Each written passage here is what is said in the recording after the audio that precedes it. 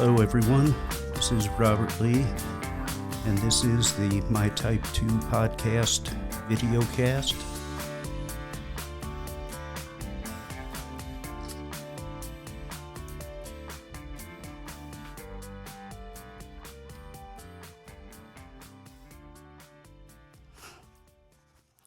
As always, like, share, go to mytype2fix.com, go to Superfood Addicts on YouTube. You'll find some interesting stuff. Today we are continuing, this is part 2 of Jeff Olsen's A Slight Edge book.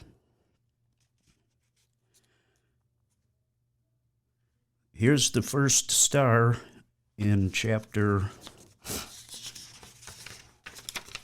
number 11, Mastering the Slight Edge.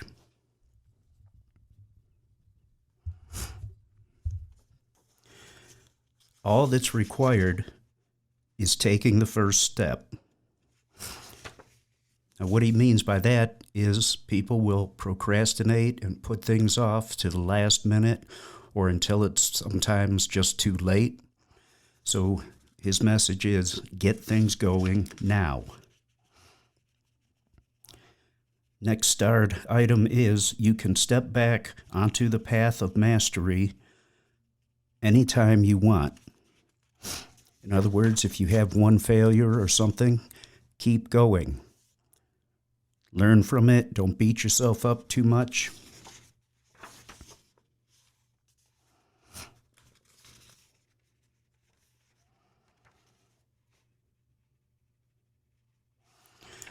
Okay, here's 5 points of how to do this. Number 1 is there are only 2 possibilities.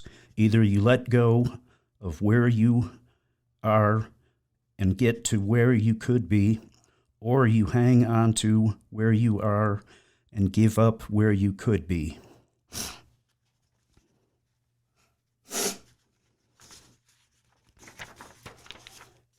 In other words, you've got to make a change. You've got to accept that decisions have to be made and that they are in your power to make these decisions.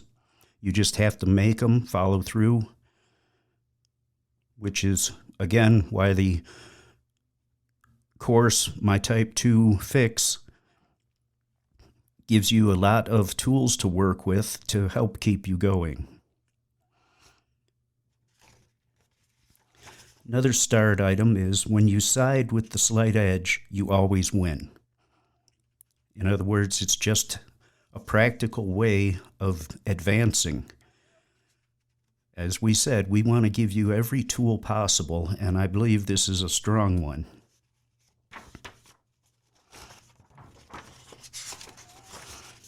Okay, essential points from Chapter 11. Mastery begins the moment you step onto the path. Failure begins the moment you step off the path. Wanting is uncomfortable, yet wanting is essential to winning. Point number 3. There are 2 ways to close the gap between where you are and where you want to be. 1, you can let go of where you are and be drawn to your goal, or 2, you can let go of your goal, hit the snooze button, and stay where you are. The last point. Chances are good that when you step out onto the path of mastery, you will step out alone. Risk being the one.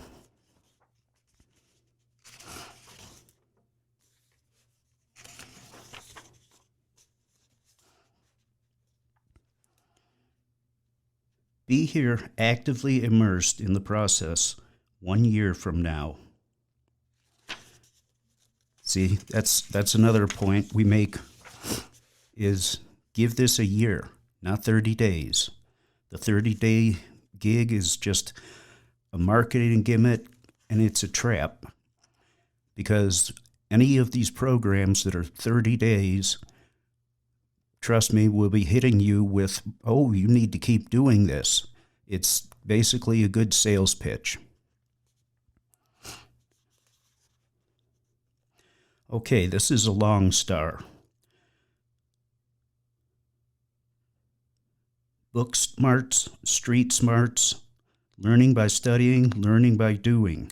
Read about it, apply it, see it in action. Take the practical experience back to your reading, deepen and understanding. Take that deeper understanding back to your activity. It's a never-ending cycle. Each aspect of learning feeding the other.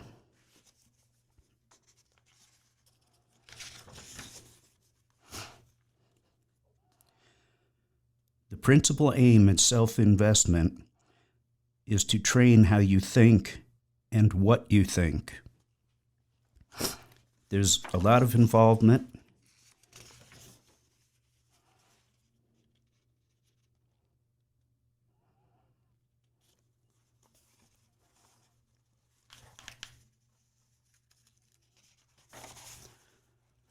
Okay, this is a pass or fail test. There is no maybe about it. That's another important point he makes, because either you do it or you don't. And you need to consider, what are the benefits if you do it? What are the consequences if you don't?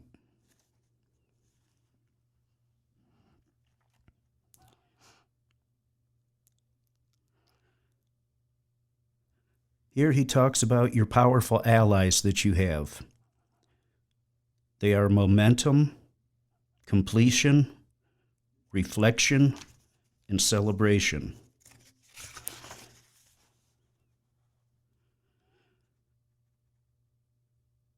And here he kind of draws upon Newton's concept. He says, your activity is so important. Once you're in motion, it's easy to keep on keeping on. Once you stop, it's hard to change from stop to go.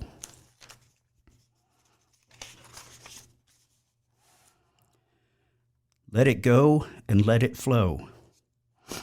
In other words, embrace it, learn to love it. Here's a special note he's got on the power of reflection. Being productive and being busy are not necessarily the same thing. Doing things won't create your success. Doing the right things will. And if you're doing the wrong things, doing more of them won't increase your odds of success. It will only make you fail faster.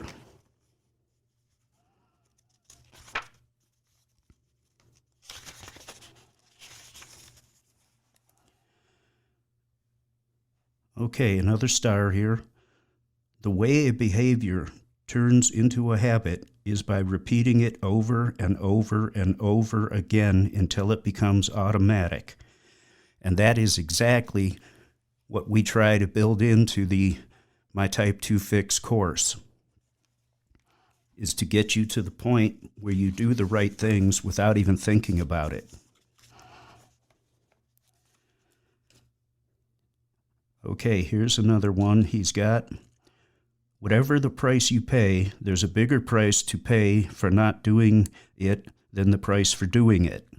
The price of neglect is much worse than the price of discipline. In fact, no matter what price you pay for success, the price for failure is brutal by comparison. Almost sounds like a Jocko Willink's thing. He's heavy into the discipline concept.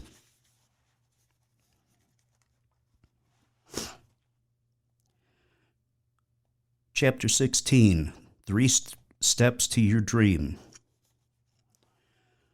1. You must make it specific and give it a deadline and write it down. 2. You must look at it every day. 3. You must have a plan to start with. That's why we don't like all these fad diets and 30-day deals. They're not long-term enough if they're really 30 days, but they rarely are. But you need to see the big picture, the long-term effect it's going to have. Because again, with the My Type 2 Fix program, it is lengthy. It is quite long. And some people will be intimidated by that. But the idea is that it's for the rest of your life. Okay, here we go. Another special note. Constantly remind your brain where it is you're headed, or you'll drift off the path of mastery and lose your way. That's where it's important to write it down, put it on your refrigerator. It doesn't have to be a complicated entire page of writing. It can be as little as 1 sentence or 3 sentences. Another note from Jeff. The power of a plan is not that it will get you there. The power of a plan is that it will get you started. Just as you start a fire with a spark, so goes your life. You can improve your eating habits. You can improve your health. You just need to know it and want it and actually do it. Here's a good start item. Everything you do, every decision you make is either building your dream or building someone else's dream. Every single thing you do is either leading you away from the masses or leading you away with the masses. Every single thing you do is a slight edge decision.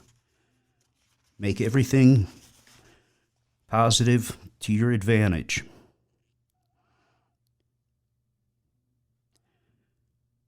Okay, here's another good one. He's talking about life and health. And he says, there is no area of life where the slight edge is more vividly in operation, working either for you or against you. Just as that bag of potato chips is not only doing you no good, it's downright hurting you.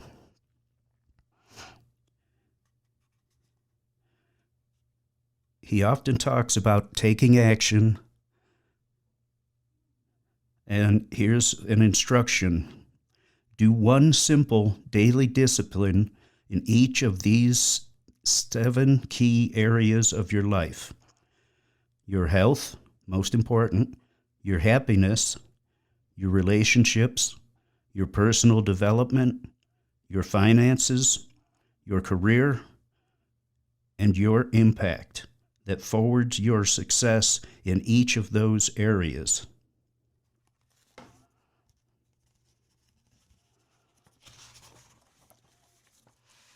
Okay, that's it for the Slight Edge book. There's much more than we covered, obviously.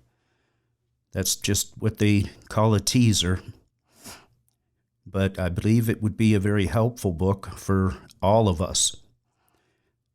I know my copy of it is just falling apart, but I've got all my little sticky tags and all my highlights and even handwritten notes in certain areas.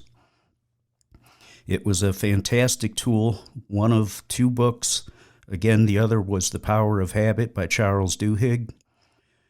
The 2 of these books helped me enable the concept and put together the system for my Type 2 Fix program of health, with the intent of taking down type 2 diabetes. That's what it's about. That's what we're about. That's what you need to be about. Remember, get it in your head. Think about it often. See the outcome in advance and keep moving towards it. Don't allow yourself to be pulled into the traps. I might have mentioned this before, but there's something called a pitcher plant. And what it does, and it looks like a pitcher, and it's got a little flower, and it emits nectar on its leaves. This nectar attracts flies in particular. They land and begin drinking the nectar, And while they're drinking it, they're slowly sliding down into basically what's the stomach of this plant and becoming its food. Now, initially, when they're at the top, they could easily fly off of it. But eventually, they get too gummed up in the nectar, and they just continue sliding down. Don't let yourself get into a trap like that. Fast food, junk food, snack foods, a lot of them, snack cakes, those are traps. And once they pull you in, they try to keep you there.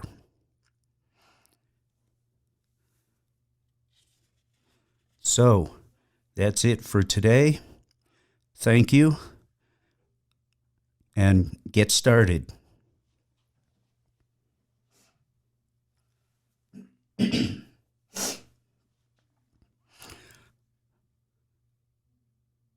Okay, we're just going to try another little something here. This is a song called If I Only Had My Health.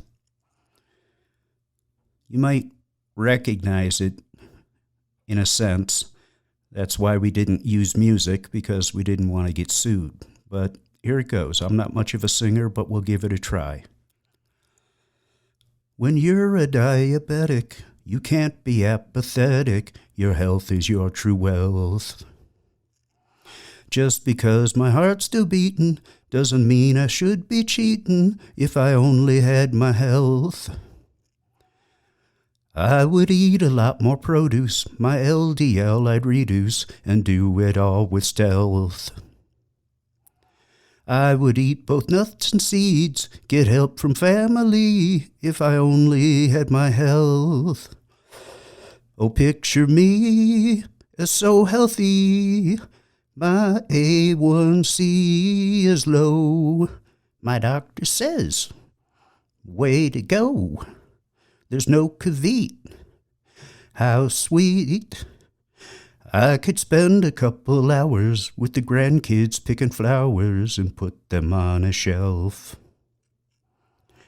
I would know that my true wealth was my joyous life in itself if I only had my health. Sorry to put you through that. And this ends our podcast for today.